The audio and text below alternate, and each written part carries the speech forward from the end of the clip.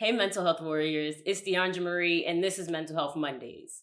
Today, I'm going to be talking about anxiety since that is a recent diagnosis for me. If you've seen my post from December and you've been keeping up with my stories, I have been speaking more openly about having anxiety, and I just want to share my experience in navigating this part of my mental health journey. So, for those who may not know, anxiety is the mind and body's reaction to stressful, dangerous, or unfamiliar situations. So it's that sense of uneasiness, dread, or distress that you feel before an important event or decision. Don't worry, all of us have anxiety, and you've probably heard of fight or flight, which is healthy when we are in danger or high alert situations. So even though anxiety is a part of life, people with anxiety disorder usually have reoccurring intrusive thoughts or worries. The symptoms of anxiety disorder can interfere with everyday activities like work, relationships, and take it from me, it can be debilitating.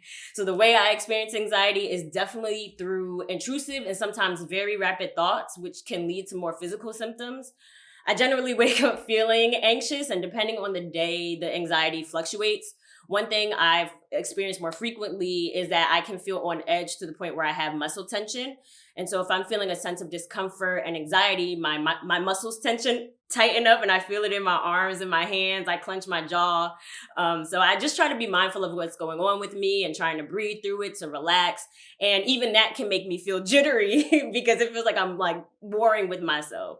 So there's times I have difficulty concentrating because my mind scatters in a bunch of different directions to the point where it will go blank. I have difficulty controlling feelings of worry. And because I can get caught up in like this constant thinking cycle and going down the rabbit hole, I'll just sit in one spot and think. I lose my appetite. It's hard to care for myself, and I want to escape from reality. So even though I don't experience all of these symptoms at a high level every day, anxiety can really hold me back in a lot of ways. So, in addition to therapy and medication, one thing I found necessary for me managing anxiety is grace. Giving myself grace is something I've always struggled with before being diagnosed, but through positive self-talk and reaching out to my support system, I know I'm making progress. My journey is one where I have to give myself grace because I'm learning.